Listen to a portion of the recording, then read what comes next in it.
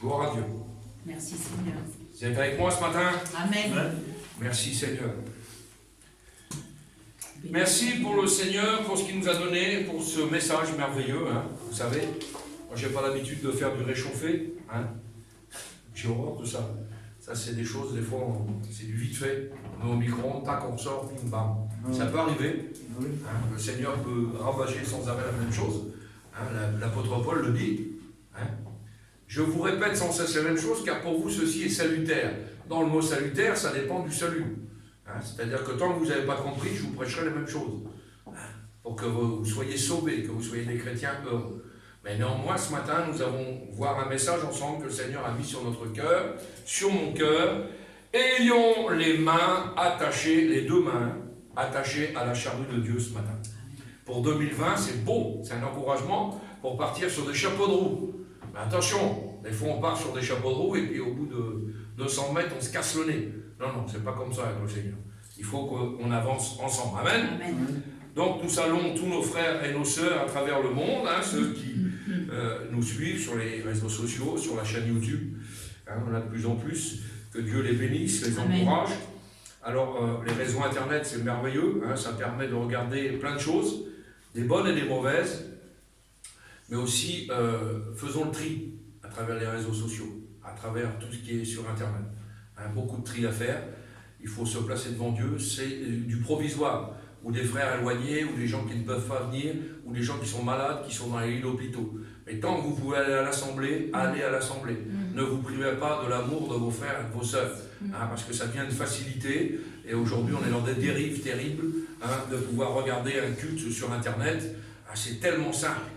Ça veut dire que le monde a pris le pas sur vos vies déjà, il faut faire attention à ça. Alors nous les saluons et nous voulons démarrer cette nouvelle année sous les meilleurs auspices, on l'a vu, des auspices favorables aux yeux de Dieu, et nous voulons redoubler d'efforts dans le travail avec Dieu, suivre son orientation et non celle du monde. Hein, c'est pour cela ce matin qu'il nous faut être des cultivateurs.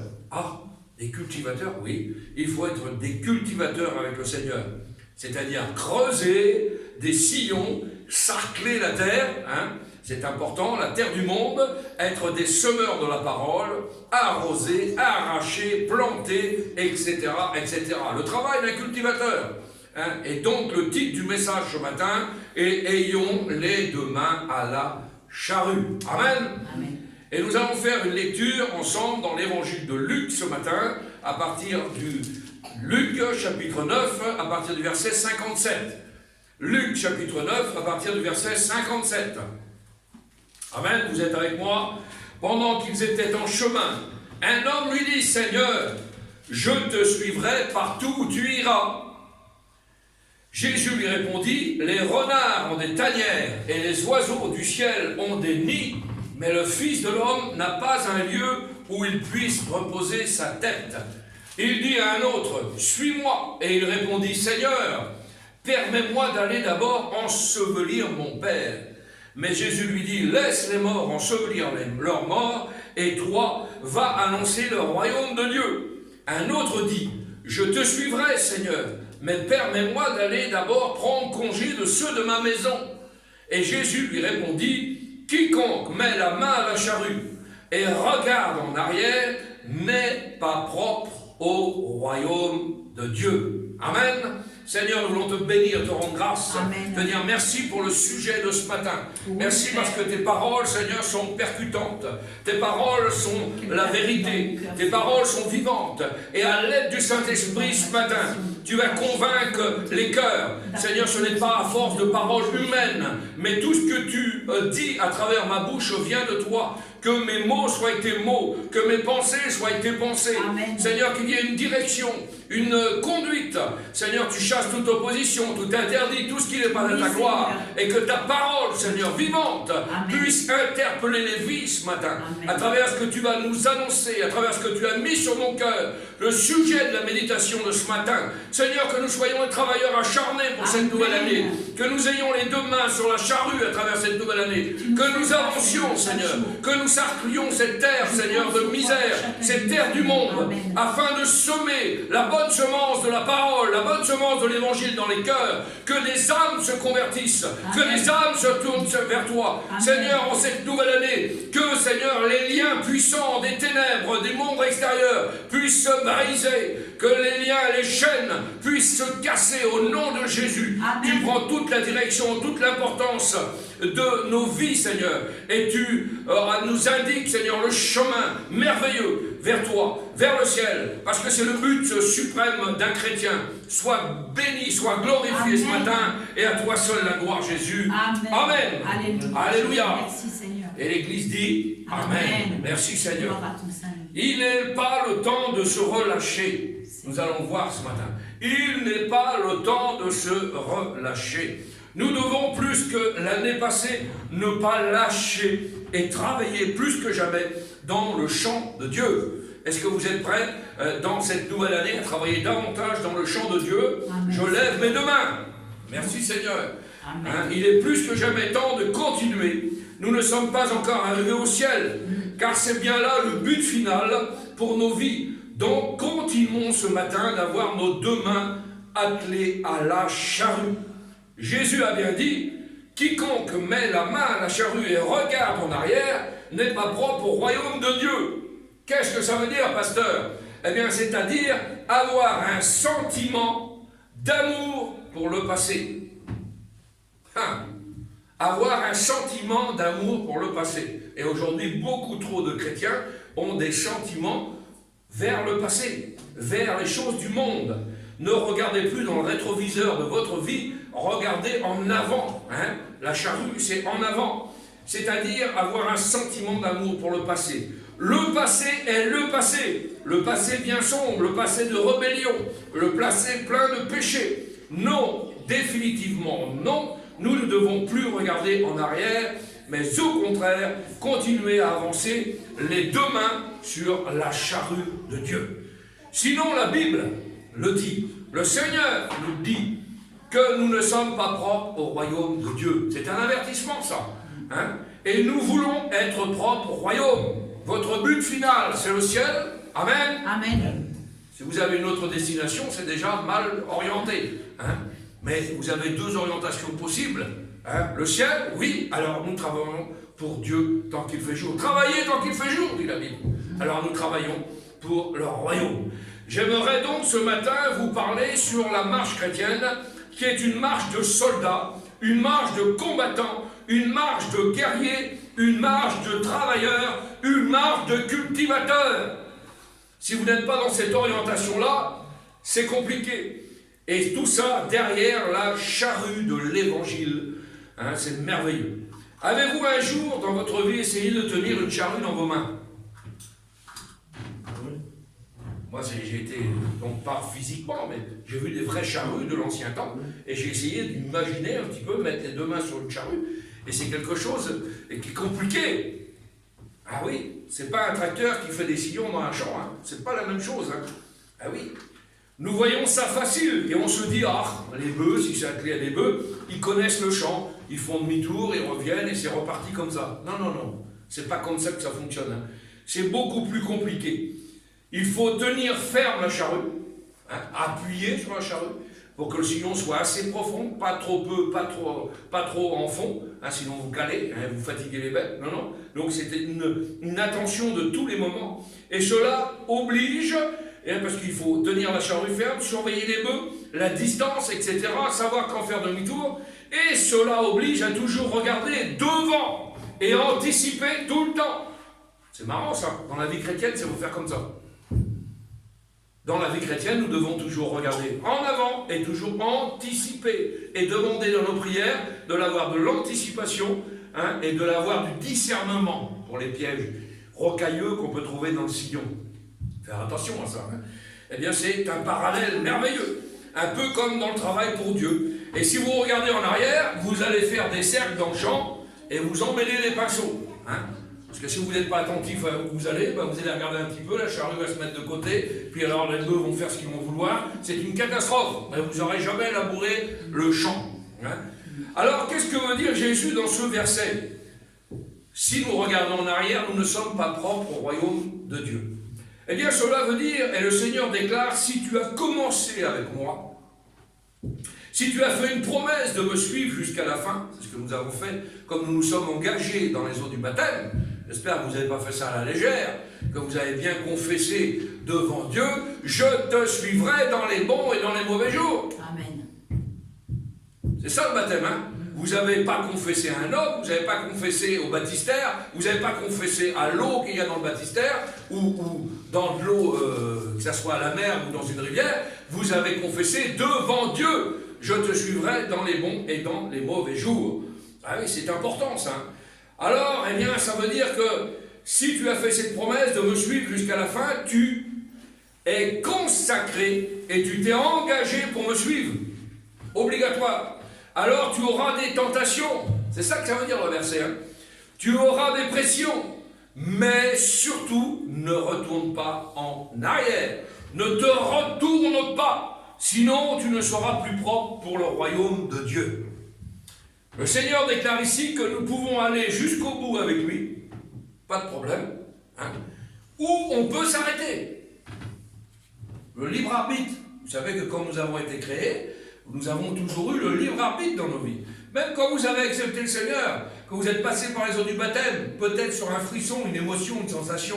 Ah, c'était grisant, j'étais bien, j'étais dans une bulle spirituelle, et puis là, à ce moment-là, j'ai voulu m'engager par les eaux du baptême. Peut-être à la légère. J'étais bien, c'était un frisson, une émotion. Ah, Seigneur, je te suis. Ouais, d'accord, mais ça implique des choses. C'est ce que je vous ai prêché l'année dernière, oui, c'était l'année dernière, dimanche dernier, sur la croix.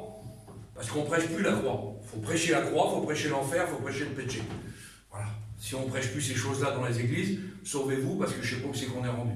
D'accord? Non, non, il faut prêcher ces choses-là. Mais la croix implique nécessairement l'autre côté de la croix. Hein? On l'a vu ça ensemble. Donc, eh bien, le Seigneur déclare ici que nous pouvons aller jusqu'au bout avec lui et on peut s'arrêter, on peut stopper et on peut retourner en arrière. Ah oui? Et c'est là où l'histoire sauvé, toujours sauvé, dans certaines assemblées, ne fonctionne pas. Mais tu comprends, mon frère, on est sauvé par grâce. Ah oui. Mais la grâce ne permet pas que tu vives ta vie comme tu le veux. Non, la grâce, merci Seigneur pour la grâce, on est encore sous le temps de la grâce, mais il y a une implication de notre part à avoir vis-à-vis du Seigneur. Parce que nous ne sommes libres tout au long du chemin, on peut faire ce qu'on veut, hein. On est libre de quitter, vous comprenez? Nous avons plein d'exemples autour de nous, d'hommes qui ont commencé avec Jésus, qui ont mis la main à la charrue, mais qui un beau jour ont dit non, moi je ne veux plus continuer avec toi. Nous avons des exemples que vous connaissez. Dans la Bible, il y en a plusieurs. Évidemment, Judas Iscariote, un exemple parmi tant d'autres, qui a commencé, qui appréciait même l'évangile. Il y a des masses. Alors certains disent sur ces gens-là, ah ouais, mais ceux-là, ils n'étaient pas sauvés. Faux et archi-faux. Ils étaient sauvés, mais ils sont redevenus perdus. Vous comprenez la chose? C'est autre chose, ça. Hein? Après avoir été sauvés. On peut être perdu après avoir été sauvé. Oui, et oui. Il n'est plus propre au royaume de Dieu. Il n'est plus sauvé. Ce n'est pas plus compliqué que ça. Il y a 3 choses qui nous arrivent quand nous avons rencontré Jésus-Christ. Est-ce que vous les connaissez? On va les voir ensemble. 3 choses importantes qui arrivent quand vous avez rencontré Jésus-Christ. La première des choses, c'est que votre passé est corrigé. Vous donnez votre vie à Jésus, votre passé est corrigé. Votre passé, plus que cela, est annulé devant Dieu. Comprenez ça? Il est effacé. Et votre relation avec Dieu prend une nouvelle tournure. On sait que le Seigneur a pardonné votre passé, il n'en tient plus compte. Toutes choses sont passées, sont actuellement sous le sang de Jésus-Christ. Alléluia. Tout est effacé grâce au sang de Jésus. Si quelqu'un est en Christ, la Bible dit que c'est une nouvelle créature. Vous avez été recréé. Oui, on a été créé par Dieu, et là on est recréé. Parce que nous avons accepté le Seigneur dans nos vies, dans nos cœurs. Quand il a créé le monde et que chacun d'entre nous, ça a été un grand miracle. Mais quand il a sauvé notre âme, ce fut un plus grand miracle. Nous sommes une nouvelle création. Évidemment, la condition, c'est d'être en Christ. Ça, c'est une condition. On ne peut pas s'en échapper, on ne peut pas s'en détourner. La condition, c'est d'être en Christ. Si quelqu'un est en Christ, dans l'intérieur de Jésus-Christ. C'est ça que ça veut dire. Hein? Si quelqu'un est en Christ, es-tu en Christ ce matin? Amen. Ou es-tu uniquement dans la religion? Toute religion ne vous emmènera pas au ciel. Aucune religion ne vous emmènera au ciel. La seule chose qui vous amènera au ciel, c'est d'avoir Christ dans vos vies, dans votre intérieur, que vous soyez une nouvelle créature, des disciples. Et c'est le seul chemin, la Bible dit le seul chemin qui mène au ciel, c'est moi, c'est Jésus-Christ. C'est pas une religion, c'est pas un mouvement, c'est pas qui vous voulez, hein, ni le pape, ni le sous-pape, ni ce que vous voulez, c'est Christ, point barre. Vous comprenez ça? C'est une relation intime. Si tu es dans la religion, laisse-moi te dire que tu n'es pas sauvé. Pas moi qui le dis, c'est la Bible. Je n'ai pas à t'offrir une religion qui sauve. Là, c'est merveilleux. Hein? Je n'ai pas ce matin à t'offrir une religion qui sauve, mais ce que j'ai à t'offrir, c'est un sauveur. Alléluia. Quelle différence! Alléluia. Jésus est ton sauveur ce matin. Amen. Dans le livre de Michée, chapitre 7, nous dit « Quel Dieu est semblable à toi, Seigneur. Tu pardonnes l'iniquité et tu oublies le péché. » Merveilleux ça. Hein? Dieu ne peut pas voir nos péchés au travers du sang de Jésus-Christ. Nous sommes beaux aux yeux du Père qu'à travers le sang de Jésus-Christ qui a coulé à la croix. Si vous enlevez la croix, si vous enlevez Jésus, on n'est pas beau aux yeux de Dieu. Mais la Bible dit, nous avons un avocat auprès du Père qui intercède pour nous, c'est Jésus-Christ. Ah, merveilleux. Le diable essaie toujours de ramener, de faire remonter à la surface nos péchés passés. Hein, il aime bien remuer le fumier, le diable. Il aime bien vous faire regarder dans le rétroviseur. Allez, mais t'as fait ça, t'es pas trop belle, t'es pas trop beau, t'as pratiqué ça, t'as fait ci, t'as fait ça. Ça, c'est les choses du diable. Le diable veut nous ramener en arrière, il veut remuer la boue du monde. Hein, faisons bien attention. Eh bien, laissez-moi vous dire que le diable essaye de ramener, de faire remonter à la surface nos péchés passés, mais la Bible dit qu'ils ont été oubliés, enfouis dans le sang de Jésus-Christ. Le sang a été répandu sur la croix du Calvaire et Jésus-Christ a déclaré sur la croix une prière à son Père. Est-ce que vous croyez qu'un père ne va pas écouter la prière de son fils? Exaucé automatiquement. Pensez-vous que le Père ne répond pas à son Fils? Que la prière de Jésus n'a pas été entendue? Et il a prié du haut de la croix, « Père, Père, pardonne-leur, car ils ne savent pas ce qu'ils font. » L'ignorance. Auparavant, mon frère, ma sœur, nous étions dans l'ignorance. Maintenant, nous sommes dans la connaissance. Cette révélation nous a libérés. Nous sommes des personnes nouvelles en Jésus-Christ. Le passé pardonné. Et dans Hébreux chapitre 10, Dieu va plus loin en disant « Je ne me souviendrai plus de leurs péchés. » Merci Seigneur. Contraire du monde. Ah, moi je t'aime bien, hein. Je te pardonne, mais j'oublie pas ce que tu me fais. Oh. Non, Dieu dit, je prends vos péchés, je m'en souviens plus. Vous êtes des nouvelles créatures. Mais voilà le problème. Parce qu'il y a un problème. Le problème est que certains parmi les chrétiens, parmi vous, vous avez encore un lourd fardeau de péché. Je m'explique. Et même comme chrétien, vous avez peut-être fait quelque chose que vous savez être mauvais pour vos vies. Et cela entraîne dans votre cœur une culpabilité. Que faire devant cette chose-là? Eh bien, vous devez confesser votre péché, non pas à moi, hein, vous avez bien compris, hein, non pas à une église, non pas à un mouvement, ni pas couronné, il n'y a pas de... Non, vous devez confesser votre péché, vous devez le reconnaître et l'avouer. La Bible dit, et c'est conditionnel, si, c'est un conditionnel, si nous confessons nos péchés, là on parle à des chrétiens dans la parole du Seigneur, hein, nés de nouveau, sauvés, à des chrétiens nés de nouveau, sauvés, si vous confessez vos péchés, est-ce qu'un chrétien peut commettre certains péchés? Oui, certainement. Et dans 1 Jean chapitre 1 verset 9, la Bible nous dit, si nous confessons nos péchés, Il est fidèle et juste, amen, je crois que tout le connaît par cœur le verset, on voit les gens qui lisent la Bible, c'est merveilleux ça, hein, pour nous pardonner. Et le sang de Jésus nous purifie de tout péché. Merci, Seigneur. Merveilleux. La Bible déclare petits-enfants. Il parle à ses brebis en déclarant sur nous petits-enfants, en parlant chrétien. Je vous ai écrit ces choses afin que vous ne péchiez pas. Si quelqu'un a péché au milieu des chrétiens, que faire? Eh bien, la Bible dit que nous avons un avocat auprès du Père, nous l'avons vu, Jésus-Christ, le juste, le seul juste que la terre ait porté. Hein, souvent, on cherche des gens qui sont justes, qui sont droits. Vous n'êtes pas prêts de les trouver. Hein. Le seul juste que la terre ait porté, c'est Jésus-Christ. Les avocats du monde, s'ils vous défendent, hein, moi j'ai eu affaire à plein d'avocats dans le monde avant, hein, puis peut-être certains d'entre vous, hein, s'ils vous défendent, peuvent perdre votre cause. Ça arrive, un avocat il ne gagne pas toujours. Des fois, il perd votre cause. Mais Jésus-Christ ne perdra jamais votre cause. Il ne perdra jamais un seul cas. Vous savez pourquoi? Il a juste à se présenter devant son Père, Jésus-Christ, et lui tendre ses mains. Quoi a été percé pour chacun d'entre nous. La cause est gagnée, 100%. C'est merveilleux, ça. Le sacrifice parfait. Il n'y a même pas besoin de parler. Père, regarde mes mains.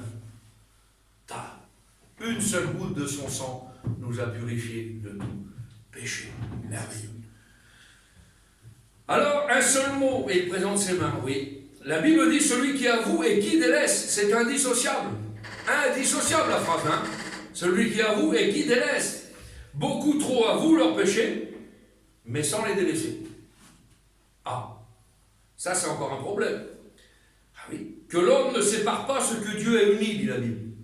Et il a uni ces deux verbes, avouer et délaisser. Hein? Parce qu'on parle bien de plusieurs choses. Alors oui, peut-être j'ai trébuché, j'ai chuté comme chrétien. Mais j'avoue premièrement et je délaisse deuxièmement. C'est important. Alors, à ce moment-là, dans ces conditions-là, et uniquement dans ces conditions-là, j'obtiens miséricorde. Et il y aura des moments dans votre vie chrétienne où vous commettrez des péchés, même si vous êtes chrétien. Mais si vous êtes justement un chrétien né de nouveau, de façon authentique, et que vous péchiez, il va se passer quelque chose dans vos vies. C'est votre conscience. Et votre conscience va vous donner une sorte de coup de couteau. Hein? Une sorte de coup de poing contre vous, jusqu'au moment où vous allez tomber à genoux pour confesser ce péché. Ah oui. David, l'homme selon le cœur de Dieu, a lutté contre sa conscience pendant environ 1 an. Je ne sais pas si vous l'imaginez. Il a combattu contre sa conscience pendant environ 1 an. Vous connaissez l'histoire de David, on en a parlé, on l'a développé. Il est allé vers une femme qui n'était pas la sienne. D'accord? Elle est devenue enceinte. Il va essayer de faire venir le mari vers la femme pour que le bébé qui allait naître eh bien, soit camouflé et que ça soit sous le nom du mari. Hein? C'est en sorte ça. Le mari, lui, comme c'était un homme de Dieu, fervent, il est revenu du champ de bataille, mais au lieu d'aller vers sa femme, il a adoré Dieu. Uri s'appelle. Hein? Alors il a été adoré Dieu. Toute une histoire. La conscience de David parlait jour et nuit, puisqu'il cherchait à camoufler son péché. Donc jour et nuit, ça l'interpellait dans sa conscience. Mais comment je vais faire? Mais comment je vais faire? Mais comment je vais faire? Donc une ruse. Et en fait, il creuse, jusqu'à temps qu'il trouve du pétrole. Vous comprenez, des fois on s'envase, on s'embourbe dans nos mensonges pour camoufler un péché. On s'envase et on creuse. Et plus on creuse, plus on s'enfonce. Hein? Jusqu'à temps qu'ils disent, écoutez, maintenant il faut faire disparaître le mari. Donc renvoyons-le sur le champ de bataille. Mettez-le en première ligne, il va se faire tuer. Vous comprenez ça? Hein? Toute une histoire. Sa conscience parlait jour et nuit et il résistait.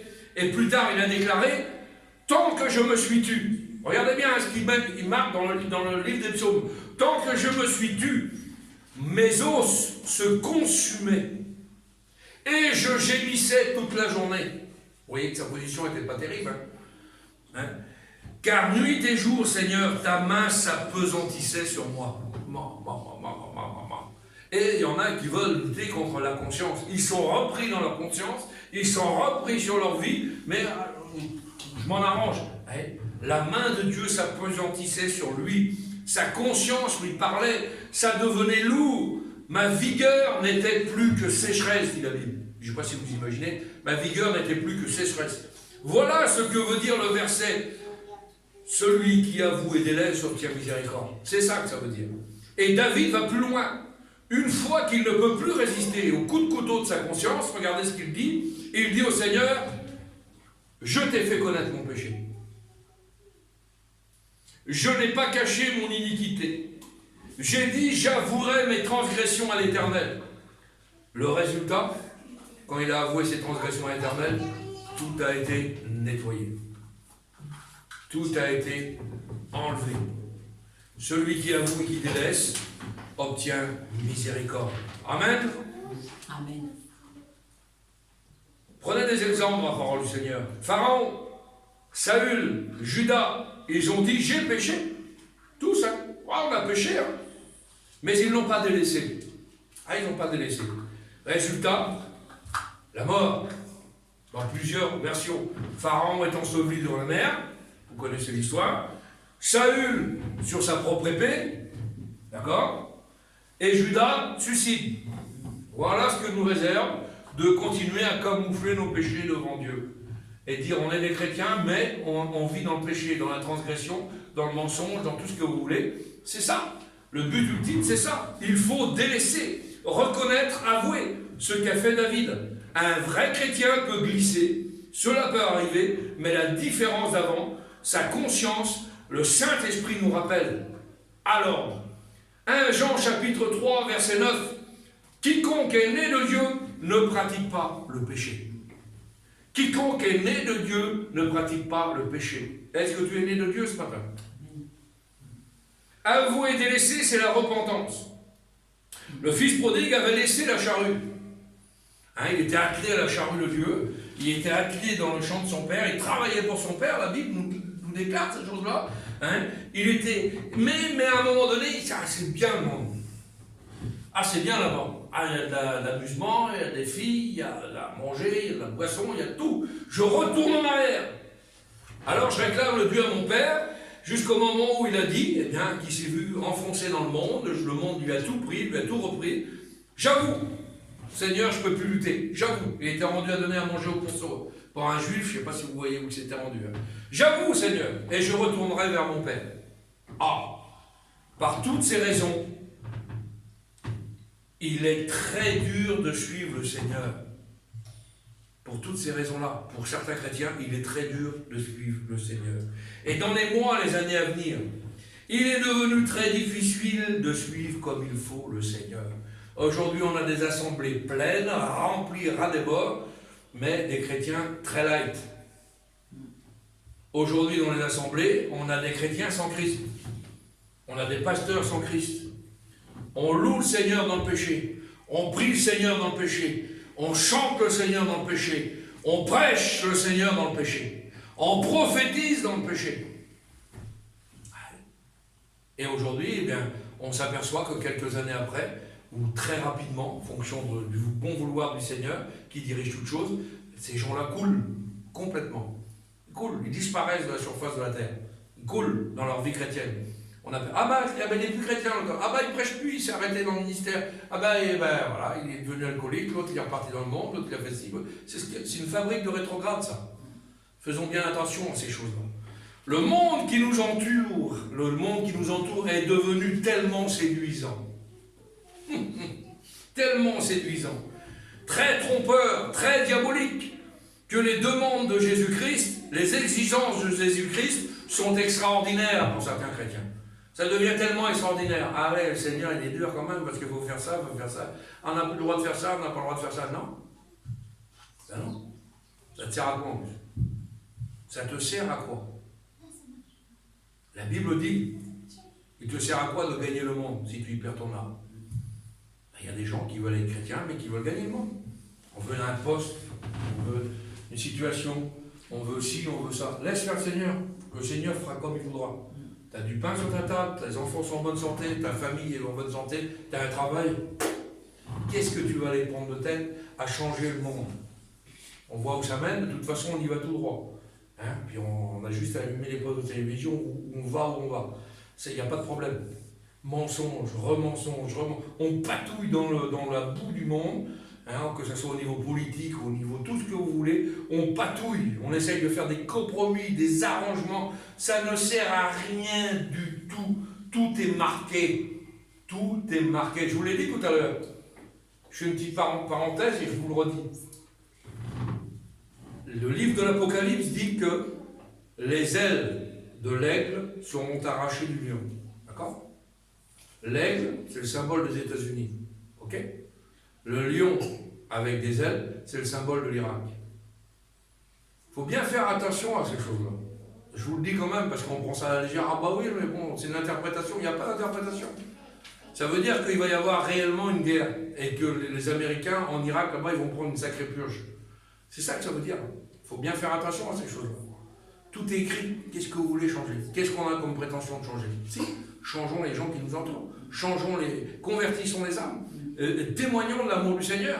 Attelons-nous à la tâche, à la charrue de Dieu, c'est ça, hein, être attelé à la charrue de Dieu, travailler pour Dieu, mais pouvoir changer les choses, que ça soit au niveau politique, au niveau social, au niveau tout ce que vous voulez. Même une réunion de syndic de copropriété, ça n'a ni d'aboutissement, ni fin. C'est toujours la même chose. C'est des compromis, tout le temps des compromis pour rien avancer.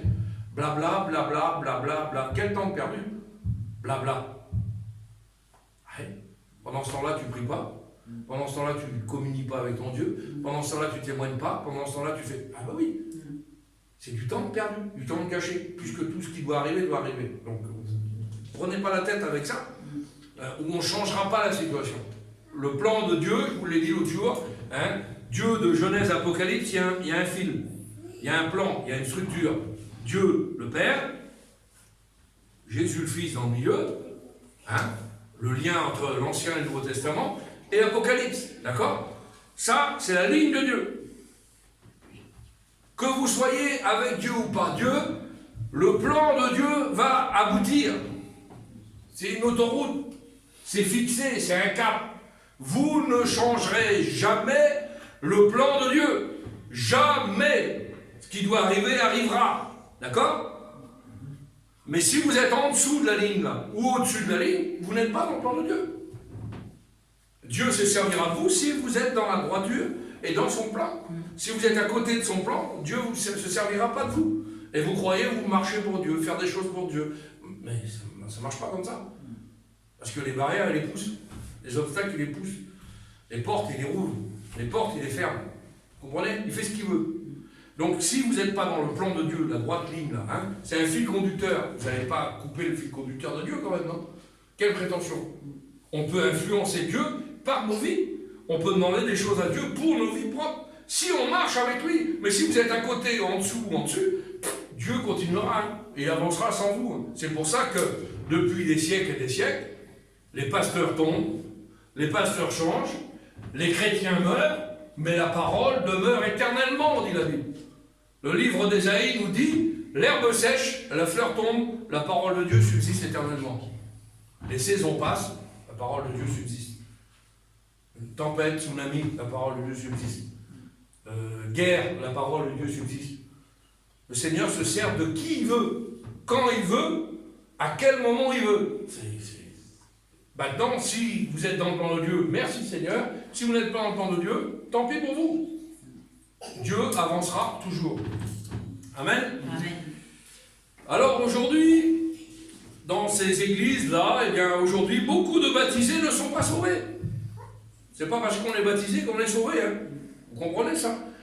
Comment le savoir? C'est tellement simple. Comment le savoir? Ouais. On l'a vu dimanche, il y a quelque temps, avec le frère Corneille, qui nous avait apporté ça, c'était merveilleux. Et puis, c'est biblique, hein. On parle de ce qui est biblique. Comment le savoir? Eh bien, regardez leurs fruits, leur vie. Si vous regardez les fruits que porte un chrétien ou une chrétienne, un poirier, il apporte des poires, hein. Un pommier, il apporte des pommes, et une vigne, elle apporte du raisin. Si vous avez un pommier qui apporte des ronces, ben coupez le pommier, ça ne sert à rien. On reconnaît un arbre à ses fruits. Vous êtes des arbres plantés de Dieu, d'accord? Vous avez donné votre vie au Seigneur. Si vous ne portez pas de fruits, posez-vous les bonnes questions. Comment le savoir? Oui, regardez aux fruits, aux vies. Jean le Baptiste le dit au Jourdain par les différentes religions qui sont là. Il le dit aux religions, hein. Il le dit aux pharisiens, il le dit aux scribes. Portez du fruit digne de la repentance. On l'a vu l'autre jour. Portez du fruit digne de la repentance. Ça veut dire repentez-vous et après vous porterez du fruit. Ah non, on veut porter du fruit sans se repentir. On veut du résultat dans nos vies chrétiennes, mais sans admettre qu'on est des chrétiens faibles, pécheurs, privés de la gloire de Dieu. Allez, on ne veut pas tout ça. Donc, Seigneur, je veux guérir des malades. Seigneur, je veux prier pour l'autre. Seigneur, je veux faire là-bas, je veux chanter. Mais mettez pas la gloire de Dieu. Mets ta vie en règle, et après tu verras que quand tu chanteras, le Saint-Esprit va tomber sur ta vie, tu vas être une personne différente. On veut l'onction de Dieu dans nos vies. Mais pour avoir l'onction, il faut être capable de recevoir l'onction. Hein? Comprenez ça? Merveilleux ça. Porter du fruit digne de la repentance. C'est pour cela que quand Jésus a été amené à la croix, il y avait une foule. Quand Jésus a été apporté à la croix, est-ce qu'il y avait une foule? Lisez vos Bibles. Quand Jésus a été apporté à la croix, est-ce qu'il y avait de la foule? Pas terrible, hein? Ah oui, on parle du ministère de Jésus. Guérison, miracle, prodige, ce que vous voulez. Guérison, sur les 10 lépreux, sur les 9 lépreux, combien il y en a qui reviennent? Vous vous rendez compte? Porter du fruit. C'est pour cela que quand Jésus a été amené à la croix, il n'y avait pas de foule. Non. La plupart avaient fui. Quel degré de conversion dans vos vies chrétiennes? À quel degré de conversion vous êtes? Mi-temps, quart de temps, un dimanche de temps en temps, un quart d'heure par jour. C'est quoi Jésus pour vous? C'est quoi votre vie, votre implication dans la vie chrétienne? La plupart avaient fui. C'est pour cela que Jésus dit aussi de Genèse Apocalypse, petit troupeau. Ça veut dire ce que ça veut dire. Quand la Bible dit que l'enfer sera rempli, ça veut dire que l'enfer sera rempli. Quand Jésus dit petit troupeau, ça veut dire qu'il y aura un petit troupeau au ciel. Mais non, on est sous la grâce. Ah tu ne peux pas dire ça. Oui, on est sous la grâce. Donc, on est sauvés, on est des chrétiens. Des chrétiens quoi? D'autocollants, des étiquettes qui se décollent. Vous savez, un autocollant sur une voiture, au bout d'un moment, ça ternit, ça passe et ça se décolle. Il y a beaucoup de chrétiens comme ça. Hein? Alors, est-ce qu'il y a des exemples dans la parole de Dieu? Petit troupeau? Oui. Noé prêche pendant 70 ans, il y a 8 sauvés. C'est pas un exemple, ça? Petit troupeau. 3 ans et demi de ministère de Jésus sur la terre pour arriver à la Pentecôte. Ils sont combien à adorer Dieu à la Pentecôte? 3 ans et demi de ministère de Jésus, c'est pas le mien, hein? Guérison, miracle, prodige, ce que vous voulez. Ah oui, 3 ans et demi, on arrive à la Pentecôte, ils sont combien à la Pentecôte? 120. Oh. Comment? Il a prêché 3 ans et demi. Jésus a prêché, il a fait des guérisons, des miracles, et on arrive à la Pentecôte, 120 personnes. Ouais, 120 personnes. Petit troupeau. Tout le long de la parole du Seigneur, on nous parle de petit troupeau. Et le Seigneur va même encore plus loin, il dit, quand je reviendrai, est-ce que je trouverai encore un peu de foi? La foi, on a perdu la foi. Hein, on a foi dans le Père Noël, on a foi dans la Saint-Nicolas, on a foi dans la foi machin, on a foi dans plein de choses, mais Jésus... j'ai foi dans ma capacité humaine. Je vais être PDG de l'entreprise. T'es un rigolo, mon frère. Je te le dis tout de suite. T'as pas de capacité. Les capacités que tu as, c'est Dieu qui te les donne. Hein? On veut réussir socialement, on veut réussir dans la société, mais total, c'est pas comme ça. Alors, petit troupeau, pour être un disciple véritable, nous devons plus que jamais mettre les 2 mains à la charrue et ne pas regarder en arrière. Sinon, nous ne sommes pas propres au royaume de Dieu. Un véritable disciple vit avec Jésus, dort avec Jésus, se déplace avec Jésus, travaille avec Jésus, respire Jésus, mange Jésus. Ah oui, c'est comme ça. Hein? Pourquoi? Tout simplement parce que Dieu nous le dit. Je serai avec vous tous les jours jusqu'à la fin du monde. 24 sur 24. Alors il y a des fois, on ne voudrait pas qu'il soit là. Hein? Parce que dans la journée, il verrait des choses qu'il ne devrait pas voir. Seigneur, t'es avec moi? Parce que là, je vais être obligé de mentir. Là, je vais être obligé de faire ça. Là, il faut que j'arrange un truc. Là, il faut que je me chicane un petit peu avec mes enfants. Là, il faut que je crie un petit peu avec elles. Là, il faut que j'y foute un coup de poing, celui-là. Donc, voilà. Mais t'es là, Jésus, toi. Ça va être compliqué, hein? Non, je serai avec vous tous les jours jusqu'à la fin du monde. Dieu demande une séparation, demande une sanctification. Dieu avait dit au peuple d'Israël, regardez bien ce qu'il dit au peuple d'Israël. Tu ne retourneras plus par ce chemin-là, hein, peuple d'Israël. Je t'ai délivré de l'esclavage, je t'ai sorti de l'esclavage, je ne sais pas si vous imaginez, sous le fouet des Égyptiens, je t'ai sorti de là, hein, tu étais esclave dans le monde, tu n'étais rien dans le monde, tu étais à la merci de l'ennemi qui te dominait. Je te sors de là, peuple d'Égypte, peuple d'Israël. Tu ne te retourneras plus par ce chemin-là. Hein. Et quelques versets plus loin, le peuple dit quoi? Retournons par là. Et nommons-nous un chef. Quel culot. Non mais, faut imaginer, hein. Délivrer de l'esclavage, ah ben, on va retourner quand même par là, nous, parce que là, la manne... Dieu leur donnait la manne tous les jours, mais ça ne devait pas être bon. Enfin, j'aurais bien un Big Burger, j'aurais bien ça, puis j'aurais un autre plat, moi. Parce que la manne, ça va, ça, dans le désert, là, tourner en rond, là. Pourquoi que le peuple a tourné 40 ans dans le désert? À cause de la désobéissance, tout simplement. Il fallait qu'ils comprennent le degré de force. Le plan de Dieu. Et ils n'ont pas compris le plan de Dieu. Pourquoi quand on a des chrétiens qui tournent en rond? Ça fait 20 ans que je ne suis pas béni. Ça fait 20 ans que je n'ai pas reçu le don de prophétie. Je voudrais tellement parler en langue, j'y arrive pas. Tourne encore un peu. Ce qui n'était pas tout à fait encore réglé. Quand moi je serai décidé, tu verras. Ça marchera comme ça. Mais moi je voudrais témoigner, je voudrais chanter. Il y en a même qu'on soit appelés au ministère. Hein. Ils tournent en rond. Je pense que j'ai quelque chose pour Dieu. Ah oui, oui, d'accord. Et tourne encore un peu, tu n'es pas la gloire de Dieu. Le Seigneur est le maître des temps et des circonstances, il fait comme il veut. Vous imaginez, délivré de l'esclavage, comme nous étions auparavant délivrés du monde, des vilaines choses du monde, et puis au bout d'un moment, ah ben moi je retourne dans le monde. Ah ben faut que je retourne là-bas, puis je vais me nommer un nouveau chef, je vais me faire un nouveau Dieu. Vous vous rendez compte? C'est ce que dit le peuple d'Israël. On veut retourner à l'Égypte. Beaucoup trop de chrétiens qui veulent être proches du monde sont tombés. On ne peut pas être du monde, on ne peut pas servir 2 maîtres à la fois. De la même bouche, on ne peut bénir et maudire, dit la Bible. De la même bouche, il ne peut sortir de l'eau douce et de l'eau amère. C'est clair et net, ça. Soit on est pour un, soit on est pour l'autre. Mais on ne peut pas faire... Vous avez vu quelqu'un qui marche sur un trottoir? Imaginez quelqu'un qui marche sur un trottoir, il a le pied sur le trottoir et le pied dans le caniveau. Il va se déboîter la hanche au bout de 2 km. Vous comprenez ça? Parce qu'on ne peut pas marcher comme il faut. Eh bien, celui qui marche un tantôt pour Dieu et tantôt pour le monde, il boite.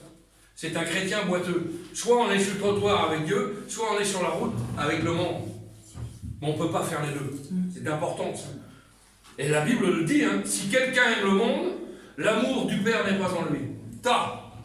Si quelqu'un aime le monde, l'amour du Père n'est pas en lui. On vit dans le monde. On travaille pour avoir un salaire, pour nourrir nos familles. On fait des études pour devenir, avoir un poste plus tard. Mais on ne veut pas gagner le monde. On est dans le monde. On subit le monde, mais on n'est plus du monde. On est des chrétiens vrais, véritables, ancrés dans la parole du Seigneur. C'est important, des vrais disciples. Donc, eh bien, on fait les choses dans le monde. Hein. Moi, il faut que je travaille. Tout le monde faut qu'il travaille. Il faut que tout le monde il fasse quelque chose. C'est obligatoire. Tu gagneras ton pain à la sueur de ton front, dit la Bible. D'accord? Mais tout ça nous vient de Dieu. Et on l'a vu. Hein, je prends par exemple Alain. On a prié pour lui, il a trouvé un travail. On a prié, on met tout entre les mains du Seigneur. Un stage, n'importe ce que vous voulez. Eh bien, si c'est conduit par Dieu, ça arrive. Seulement 8 avec Noé. Seulement 120 à la Pentecôte. La croix et les exigences de Jésus ont éliminé un grand nombre. Vous le savez ça? Si aujourd'hui on prêche toujours ces choses-là, et on devrait prêcher ça parce qu'on met ça de côté. Jésus sauve, Jésus guérit, Jésus bénit, oui, il n'y a pas de problème, merci Seigneur. Mais il faut prêcher la vérité, sans rien cacher. La vie chrétienne, c'est pas des pétales de rose. La vie chrétienne est dure. La vie chrétienne, des fois, c'est passer du temps à genoux, jeûner, prier. Si on ne parle pas de tout ça, ben oui, pour un grand nombre, hein, les exigences de Jésus ont éliminé un grand nombre. Donc on va dans des assemblées, ah, mais on chante un cantique, tout le monde est debout, ah mais gloire à Dieu, mais leur vie, elle n'est pas conforme du tout. Mariage, remariage, mélange, patouillage, on fait ce qu'on veut dans le monde, on sort de l'église, c'est une catastrophe. Oui, Parce que c'est devenu des exigences trop dures. La Bible a des exigences trop dures pour certains chrétiens. Où c'est que vous avez vu ça? La Bible est la Bible. Elle est oui et amen. Soit on est de Dieu, soit on est du monde. Mais on n'est pas à mi-temps l'un pour l'autre. Vous comprenez ça? On est des enfants de Dieu. Alléluia! Dieu ne veut pas des foules. Hein. Je vous le dis quand même. Dieu ne veut pas des foules. Il veut des cœurs authentiques. Amen. Ah, c'est différent ça, hein? Si on demande des cœurs authentiques dans certaines assemblées, allez, dans l'église. Ils sont 5000 à l'église. Non, Dieu ne veut pas des foules. Merci Seigneur pour les églises qui ont des foules. Et les églises qui sont, où toutes ces foules-là sont réellement converties, des nouvelles créatures. Merci Seigneur. Mais Dieu ne demande pas ça. Il demande des cœurs authentiques qui l'aiment un après un. Après un. C'est comme ça que ça marche. Allez, rappelons-nous le verset de départ. On va le relire si vous voulez. Veux-tu me suivre? Regardez ce qu'il dit, Seigneur. Hein? Pendant qu'ils étaient en chemin, un homme lui dit, Seigneur, je te suivrai partout où tu iras. Jésus lui répondit, les renards ont des tanières et les oiseaux du ciel ont des nids. Mais moi, Jésus, le Fils de l'homme, je n'ai pas de lieu pour reposer la tête.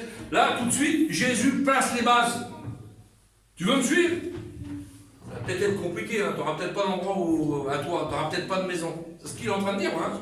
Tu n'auras peut-être pas de maison, tu ne sauras peut-être pas te reposer. Est-ce que tu veux toujours me suivre? Jésus met les bases. Hein. L'autre, lui, il vient derrière, il dit quoi? Il dit un autre, suis-moi. Et le Seigneur, permets-moi d'aller ensevelir mon Père. Ah, tu vois, il faut que je règle un truc avant, Seigneur. Je veux bien te suivre, mais je regarde en arrière, j'ai encore un truc à faire, il faut que j'enterre mon Père. Jésus lui répond, laisse les morts avec les morts. Ensevelir les morts. Mais toi, suis-moi. Encore un autre, après un autre exemple. Je te suivrai, Seigneur, mais permets-moi d'aller d'abord prendre congé de ceux de ma maison. Alors, je veux bien te suivre, Seigneur, mais avant, il faut que je prenne des dispositions. Il faut que j'aille expliquer à ma famille qu'on va déménager, que le Seigneur nous appelle là, qu'il faut que toi, tu fasses comme ça, et comme ça, et comme ça. Non. Mais non. Le Seigneur dit, mais non. Tu regardes en arrière, tu n'es pas propre au royaume de Dieu. C'est ce que ça veut dire.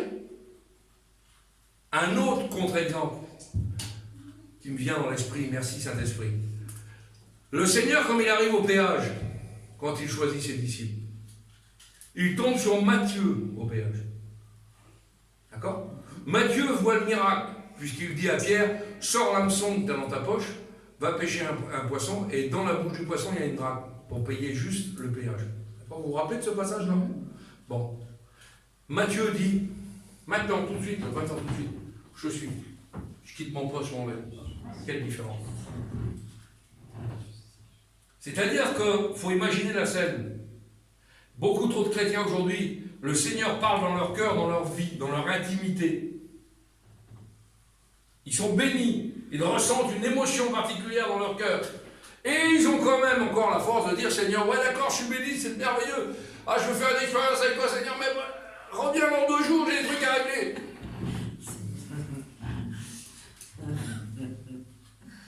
C'est ce que veut nous dire la parole. Seigneur, oui, c'est merveilleux, je tremble, je ressens la joie dans mon cœur, je ressens la lumière de l'Éternel dans mon cœur. Reviens dans 1 semaine parce que là, je ne suis pas prêt.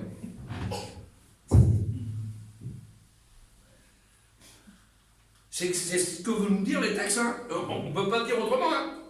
Celui qui regarde en arrière n'est pas propre au royaume de Dieu.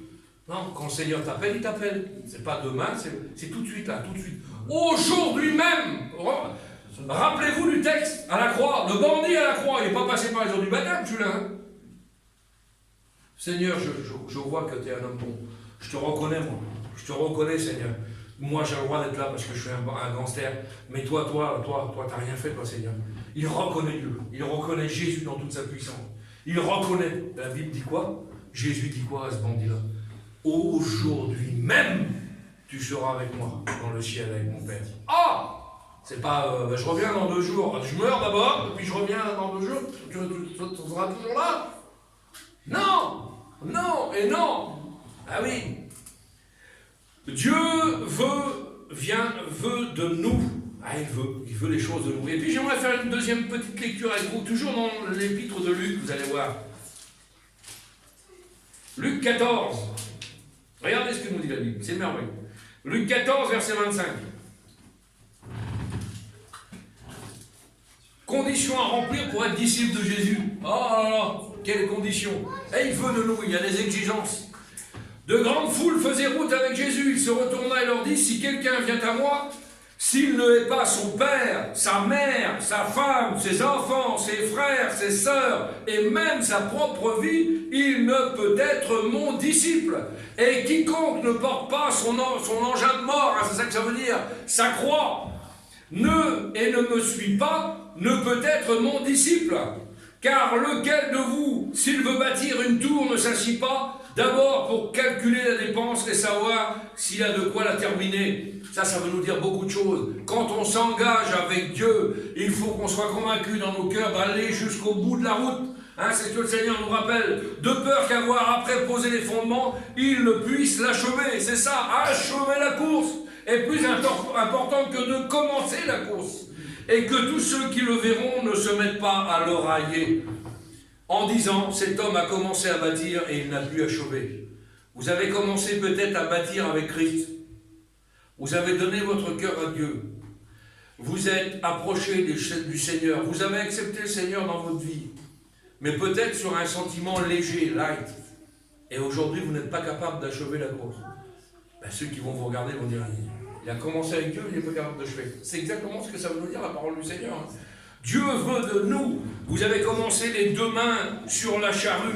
Et il veut que l'on continue. Achever, c'est ça que ça veut dire. Le mot haïr est fort, très fort. Et on va le décortiquer, si vous voulez bien, puis on va arrêter sur ce verset. Le mot haïr est fort, très fort. Mais qu'est-ce que Dieu veut nous faire comprendre? Explication du mot haïr selon Dieu. Il dit dans la parole, j'ai aimé Jacob et j'ai haï Ésaü. Vous connaissez ces textes-là. J'ai aimé Jacob et j'ai haï Ésaü. Dieu a voulu dire, il préfère. C'est ça ce que veut dire Dieu. Il préfère, par préférence. Il a préféré Jacob, qui n'était pas parfait, mais il aimait l'Église de Dieu. Il aimait l'œuvre de Dieu. Il aimait Dieu. Ça passait par-dessus tout dans sa vie. Tandis qu'Ésaü, lui, lui, il aimait faire la foi. Vous comprenez ça? C'était un chrétien light. Moi, j'aime bien faire la bringue un peu, J'aime bien sortir le samedi soir, je vais aller avec les filles, etc., boire mon petit coup. Et Dieu dit, j'ai préféré Jacob. Et nous devons préférer le Seigneur à nos parents. C'est dur, ça. Moi, j'aime ma famille, j'aime mes enfants, j'aime ma femme, je vous aime à vous, mais j'aime Dieu en premier. Et parce que j'aime Dieu, il déverse en nous un amour qui se répand sur les autres. Vous comprenez ça? On l'a expliqué l'autre jour pour les foyers. La corde à 3 fils. C'est ça. La Bible parle de la corde à 3 fils. Je fais un petit récapitulatif sur la corde à 3 fils. La Bible dit que trop de foyers aujourd'hui, c'est le divorce. C'est le problème, c'est la difficulté. Et la Bible compare le foyer qui est en Dieu à une corde à 3 fils. Parce que Dieu est la troisième corde. D'accord? Triangle, je répète, Dieu en haut à la pointe, l'homme, la femme. Ok? Il y a une distance entre les deux. Plus l'homme et plus la femme montent vers Dieu, plus ils sont proches l'un de l'autre. Et plus ils montent vers Dieu, plus ils sont proches l'un de l'autre. D'accord? Et plus ils sont au sommet avec Dieu, Dieu prend la maîtrise et le contrôle du foyer. Alors à ce moment-là, le foyer est incassable. Même s'il y a des problèmes, même s'il y a des coups de gueule, même s'il y a des incompréhensions, c'est la corde à 3 fils. Mais en bas, c'est la corde à 2 fils. Et une corde à 2 fils, vous tirez dessus, elle casse. Pour un prétexte ou pour un nom, parce qu'on ne s'arrange pas entre nous. Mais si Dieu intervient dans les vies, c'est la tête du foyer, c'est le centre du foyer, alors il y aura toujours des arrangements. Et c'est ce que la Bible appelle la corde à 3 fils. Et une corde à 3 fils ne casse pas facilement. Vous comprenez ça? C'est important. Merci Seigneur. Que nos vies soient comme ça. Nous devons préférer le Seigneur à nos parents. La Bible dit, cherchez premièrement le royaume de Dieu. Premièrement. Deuxième chose, il nous dit son amitié. On l'a vu. Il est ami avec nous. On l'a vu ces choses-là. On a dit qu'il y avait 3 choses. Je suis avec vous tous les jours jusqu'à la fin du monde, dit le Seigneur. Qui peut offrir plus? Pas grand monde, hein? Pas grand monde. Et nous allons voir, vous ne marchez pas seul, vous le savez ça, que même si on est seul, vous ne marchez pas seul, le Saint-Esprit est avec nous. Plus de sentiment de solitude. Quand je marche dans la vallée de l'ombre et de la mort, je ne crains aucun mal parce que tu es avec moi. Ça veut dire que là, tu es aux extrémités de ta marche. Hein. Tu es tout seul, tu marches dans la vallée de l'ombre et de la mort. Il nous donne son amitié, être l'ami de Dieu. Quelle merveille! C'est ce que Abraham a reçu de la part du Seigneur. Il a été appelé l'ami de Dieu. Nous devrions tous être des amis de Dieu. Vous n'êtes plus seul. Il dit, je t'instruirai, je t'enseignerai, je te montrerai la voie, le chemin que tu dois suivre, et j'aurai les regards sur toi. Vous trouverez ça dans le psaume 32. L'amitié de l'Éternel est pour ceux qui le craignent. Psaume 14. L'amitié de l'Éternel est pour ceux qui le craignent. Et enfin, la troisième chose, on va aller vite, Dieu vous donne une certitude pour votre futur. Ça, c'est les trois choses qu'on a quand on accepte Jésus-Christ dans notre vie. Ah oui, c'est merveilleux, la certitude. Es-tu assuré de ton futur? Aujourd'hui, on pose la question à certains chrétiens, t'es sauvé? Et tu vas au ciel. Le Seigneur fait comme il veut. Hein. Quand il vous répond ça, c'est que déjà, c'est à côté de la plaque. Hein. Le Seigneur vous verra. Ah oui, d'accord, pourquoi t'es pas sûr, toi? Es-tu sauvé? Parce qu'avant Dieu, tu sais ce que tu fais. Hein. Donc, si tu es un vrai chrétien ancré dans les choses de Dieu, tu dois savoir si tu es sauvé ou si tu es perdu. Hein. Ah oui, parce que là, aujourd'hui, on oublie. J'ai eu des dialogues avec des serviteurs de Dieu qui prêchent l'hyper-grâce, la grâce, la grâce, la grâce. Merveilleux! Jésus sauve, Jésus guérit, on est tous sauvés, on est des chrétiens, c'est merveilleux. Ah oui, non. Le Seigneur est venu pour nous accorder sa grâce, mais il est venu pour juger. N'oublions pas. Et de toute façon, que vous vouliez ou vous ne vouliez pas, vous passerez devant le jugement de Dieu. Si ta vie n'est pas conforme à Dieu, si ta vie n'est pas conforme aux Écritures, arrière de moi, je ne t'ai jamais connu. C'est pas moi qui le dis, c'est la parole du Seigneur. Donc faisons bien attention. Es-tu sauvé? Ah oui. Est-ce que tu es sûr de ton futur? Parce qu'il vit, je n'ai rien à craindre. Mes lendemains sont assurés. Être entre ses mains, il tient ma vie pour ce temps-ci et pour l'éternité. C'est merveilleux ça. Notre futur comme chrétien est assuré, il est absolument certain. La Bible dit, j'ai fondé sur vous des projets de bonheur et non pas de malheur. Dieu nous veut heureux au milieu de ce monde qui est en train de s'effondrer. On voit que le monde s'effondre. Et il va s'effondrer encore plus rapidement dans les mois, dans les semaines à venir, dans les saisons à venir. C'est une chose certaine que Christ est venu dans le monde pour sauver les pécheurs, dit l'apôtre Paul. C'est certain. Et de la même manière, il est aussi certain qu'il va revenir. Amen. Pourquoi? Il est le roi de tous les rois, le Seigneur de tous les seigneurs, et il revient. C'est certain, c'est une certitude dans notre cœur. Vous croyez que le Seigneur revient ce matin? Amen. Il revient chercher son église. Oui. La Bible dit qu'il vient chercher une église sans tache, sans ride. Alors là, par contre, là, ça coince. Ah oui, sans tache, sans ride. Petit troupeau. Merci Seigneur. La Bible dit, armez-vous de la pensée de souffrir. Et quand la souffrance va arriver, vous serez préparés. Je ne sais pas si vous imaginez l'anticipation de la parole du Seigneur. Nous sommes des héritiers et des co-héritiers du Christ, si toutefois nous souffrons avec lui et pour lui. C'est une certitude. Vous n'avez pas de souffrance en ce moment, vous n'avez pas de problème dans la vie du monde, il ne vous manque pas toujours quelque chose, on ne fait pas toujours comme on veut. Hein, des fois, il nous manque 2 francs pour finir un mois. Il nous manque un peu de ci, un peu de ça, il nous manque ci, il nous manque de l'amour, il nous manque l'entourage, il nous manque nos familles, il nous manque plein de choses. C'est de la souffrance, ça. Mais si on tient jusqu'au bout, malgré cette souffrance-là, on ne sera plus jamais dans la souffrance. On sera dans la joie éternelle. Amen. Seigneur, ouvre tes bras d'amour, viens nous prendre. On arrive, c'est moi choisi que j'arrive. Bon, fidèle serviteur, allez, rentre, allez, vas-y, aide-toi, là, vas-y. Allez, Katiava, rentre dans la joie de ton maître. Merci Seigneur, pour l'éternité dans la joie. C'est merveilleux ça, hein. Alors, tous ceux qui resteront, quels les regrets, quels les pleurs? Seigneur. En ayant connu la parole du Seigneur. C'est pour ça que la Bible dit, restez et restons attelés la main à la charge de Dieu. On veut creuser le champ de Dieu, on veut travailler tant qu'il fait jour, et on veut suivre la direction que le Seigneur nous a indiquée.